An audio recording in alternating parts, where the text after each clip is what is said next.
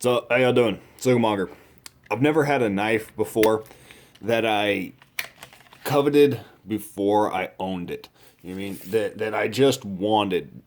They announced this knife. This is the 119 Arvensis Shane Seibert design from Benchmade. They announced this thing probably, the middle of December 2015. It's the middle of April 2016 now. I've been waiting about 5 months literally for this knife to come out. And now that it's here, man, I am so stoked about this thing. This thing is a freaking beast. It really is. You can see the way that they've done this blade grind here. It's a true saber grind. You know what I mean? It's right about middle of the road. So it's got a really good heft. The flat section on this blade is enormous. So the actual thickness carries out all the way, all the way up to about an inch and a half away from the tip. So it gives you a very stout tip, very thick in profile all the way down.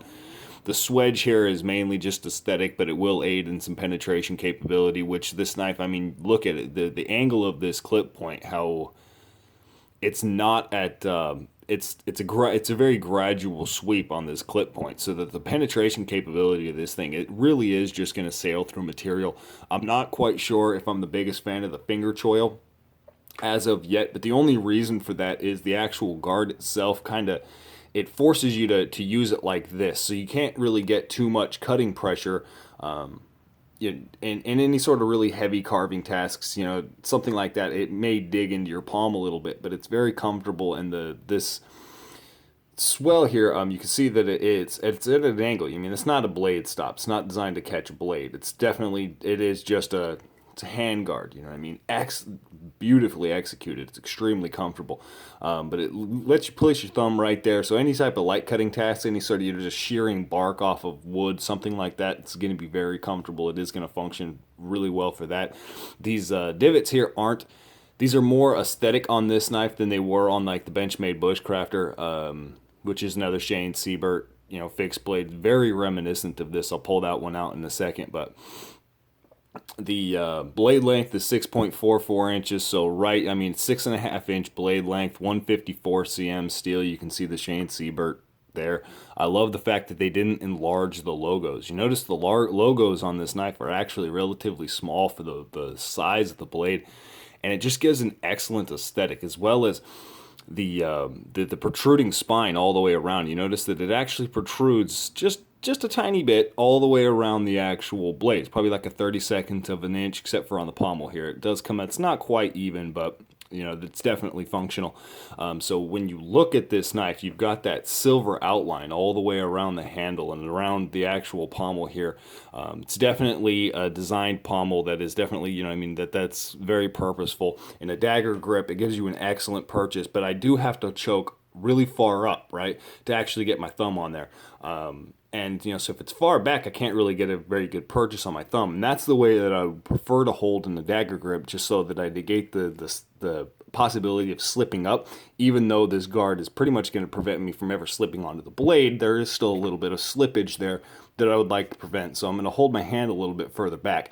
And with that pommel there, it does give you a really good grip. And on that note, you notice the size of my hands. I've got some decently sized hands here. Yeah, put them up next to the Benchmade Bushcrafter, give you an idea. And this knife here is still, look at how much room I've got, how much real estate, all over the place. I can walk all around this knife. I can come back. I can come forward. It's all comfortable. It is squared off, very flat sides, but that leads to an excellent indexing. I'm very secure in where this knife is actually lying in my hand. I'm not worried about it shifting around. It's definitely, it's not the most ergonomic grip shape in the world, but it's purposeful. It's a workhorse. This knife just comes across like it's designed to be a workhorse. This is a combat blade. This is a battle blade. This isn't, this is definitely going to function in a survival task, but I don't think that's what it excels for. It may be a little bit hard for weight. If you're really concerned about carrying weight, it's 11.74 ounces, so it is a little bit on the heavy side. that is just the blade. The sheath itself, which I'm going to get into in a minute, is actually relatively light with that new setup that Benchmade came out with. You can see the grind, however, the only thing that is really off on this knife as far as the fit and the finish is the grind angle. The grind angle you can see here, look at the size of that secondary. Actually, hold on one second. Let me come back. Yeah, there isn't a doubt in my mind on whether or not what knife company is my favorite. Benchmade Knife Company is my favorite knife company out there. However, I will state this: they have a problem with consistency of the grind angle. You can see here, it's off. I mean, it's off probably 3 or 4 degrees on this side here. You can see the size of this secondary bevel, the secondary secondary cutting bevel there compared to the size of this one here. You can see it's just not as much of a length, and that's because of the actual cutting angle is off. You know what I mean? So the grind on the secondary grind isn't exactly even. However, the main bevel is. The actual grind down to the main flat section of the blade here is executed evenly. You can see those starting points for both of those grind lines are very even, as well as up here. So that's not due to the actual grind of the blade. That is just the sharpening bevel. So it was just somebody messing up there. But that's really the only fit and finish thing that I can find wrong with this knife. It's finished excellently, and it just handles so well. The balance point is just right out in front of the handguard. You know what I mean? I can't even balance. I can't really balance it on my finger because the balance point is right on that G10. That line of the G10. You see how it slopes down? The balance point is somewhere in that little slope right there, right? So when you give a good purchase to it, if you give it a purchase back, it's got a really forward heavy feel. But if you give it, just right underneath the handguard, it does still have that forward heavy motion a little bit, which is necessary with a knife of this size and this weight class. I think that you need a little bit of, it's just better to have a little bit of overhang, but it's still very quick, very maneuverable in your hand. So it does have a nice light, just maneuverable feeling. You know what I mean? I can switch back and forth very quickly. No matter what, the cutting edge is going to be protruding forward. You know what I mean? But it's still very maneuverable. Still flies around in my hand quite well. And so the balance point is done fantastically. I actually really like these pressed titanium tubing for a handle construction. It just seems more durable than a lot of other options out there. I don't know if these are epoxied on as well, but I imagine there's some type of epoxy as well as those pressed titanium tubings. And that's one thing that just screams Shane Seibert. Those tubes. I don't know why, but there's something about his knife design. Shane Seibert is my favorite knife designer. Obviously I don't have anything custom from him, but the Benchmades that he's come up with, you can see just the family resemblance here. The dog leg pommel, it's very heavy on the dog leg pommel. The broadness of the blade, the fact that I don't like to use the term overbuilt because it doesn't hold a lot of water, in my opinion. That's why I'm always using the term beefy, and this definitely fits that build. It's 0.19 inch thick, so it's got a really thick blade stock all the way through. And again, the 154 has an excellent ductility. 154 is a very tough steel for the retention rating that it has and the stain resistance that it has. It's still a very tough steel. And so you don't really have to worry about blade chipping or, blade breakage. But again, even with the steel being the quality, and you don't have to worry about it on that note, the construction of the blade and the actual overall design of the blade almost negates that risk as well, just because it's not a razor blade. It doesn't come to the thinnest degree behind the actual cutting edge. So there is still a lot of steel there, which is actually a good thing. Some people might not like that, but it gives you that extra amount of edge stability. There's more steel behind the cutting edge, and so when pounding through harder materials, you have less of a risk of actually chipping or damaging your blade. And so that I am a really big fan of. One thing that I will, the sheath here, right? This is probably the biggest thing. I know most people out there, this is what caught their eye most for this knife. And I like how it holds. I do like I like the way that it works. This is the easiest sheath that I have to get in, on, and off my belt. I don't own anything with a tech lock, but it works very well. Getting it off my belt line, I'll say that, okay? Because I can just reach around, clip it, pull it off, and it's off my belt. It's very quick, very easy. Getting it back on my belt line, however, I've had some problem with. This plastic here isn't... It just doesn't seem like the highest quality. It's very thin. You could there's a lot of motion in it, and as well the Kydex here. You can see the way that they've constructed this. It's a singular piece of Kydex that's actually bolted to the sheath here, and then this piece here is secondary, and it's actually bolted, or riveted, to permanently riveted here to this piece of Kydex, and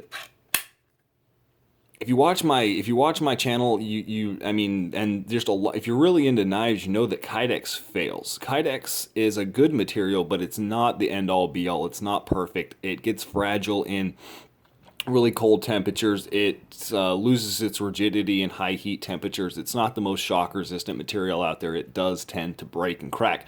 So having this is there's a 90-degree angle here, which is a weak point. There's a 90-degree angle here, which is a weak point. And then there's rivets running through the actual material here, which gives us another weak point for this actual mounting mechanism.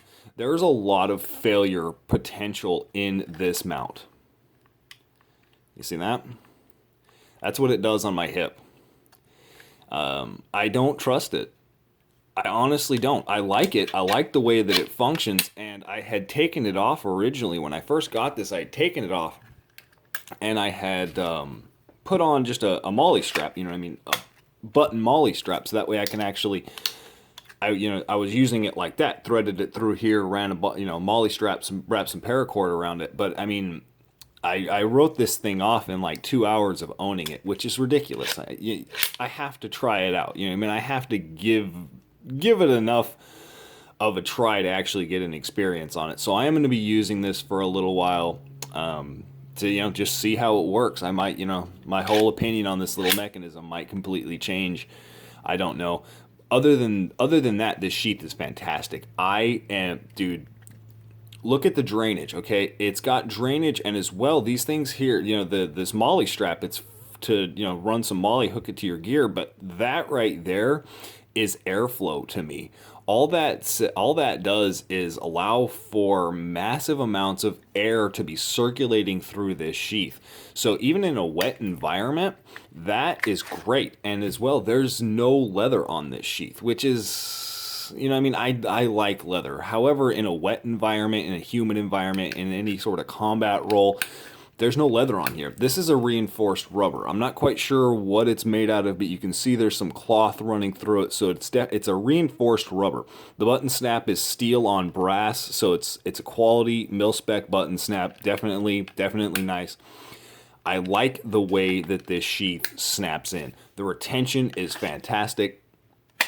It snaps in there. It's clean. There's no rattle. There's no play. You don't need this secondary, you don't need that button snap. I haven't actually been using it, but it's definitely nice that it's there. And if you don't want it, you can just take it off.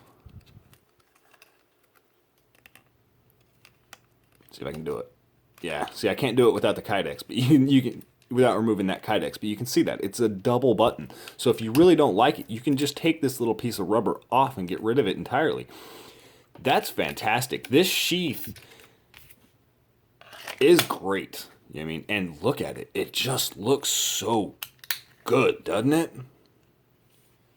Isn't it just, there's something aesthetically pleasing about this knife, man. It just looks badass. It's not pretty, it's badass.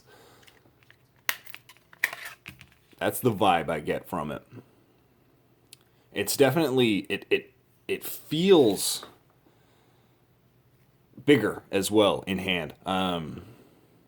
It definitely seems like it's I don't know what it is, but I actually about 2 weeks ago in the store they had the the black coated serrated model. It was first production run. They had number 85. I wanted it, but I want to beat this knife up. I want to use it. I actually want to carry it. I want to put it through some hard use without feeling bad that I'm damaging that you know, the first production run. I don't like using first production run knives, so I didn't want the first production run. I didn't want the serrated, and I didn't want the black coated, but I wanted this knife so bad that I actually had to fight myself not to pick that model up. 2 weeks later, I get a text from the guy at the knife store saying, "Hey man, your Bowie's in, the 119. And I rushed in and got it. And before I end this video, because now I'm just kind of rambling, I really have to bring this one in. This is a buck 119. I think, don't quote me on it, but I think they started manufacturing this knife in 1964, I want to say. This knife has been out for a very long time. It's very popular, and it's designated the 119. This is an American-made Bowie knife, stainless steel Bowie knife, designated 119. Come in this.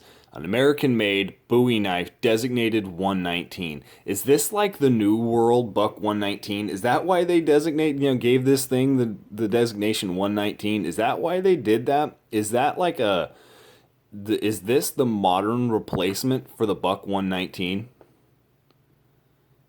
Is that what they're trying to do? I wonder. And if it is, damn good job. Whoo!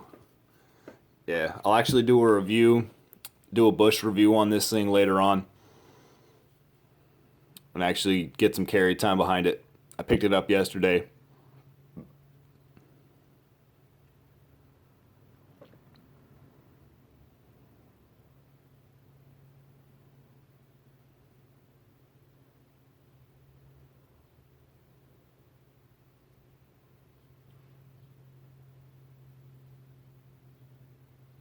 Yep, it's a 119 Arvensis. Y'all have a good one.